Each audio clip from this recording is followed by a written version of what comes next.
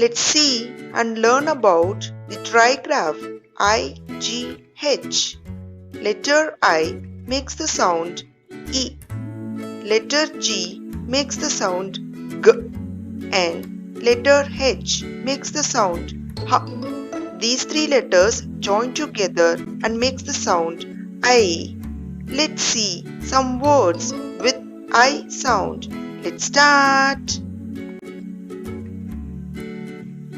Bur, I, t, bright, bright.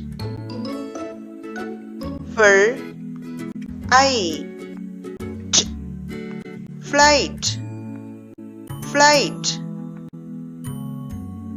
T, I, t, tight, tight. D, L, I, t, delight, delight. R, I, t, right, right.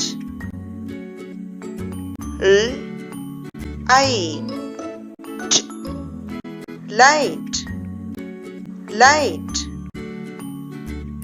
S, I, t, sight, sight. N, I, t, night, night. For, I, t, fright, fright. N, I, t, night, night. H, I, hi, hi. Th, I, tie, tie. S, I, shy, shy.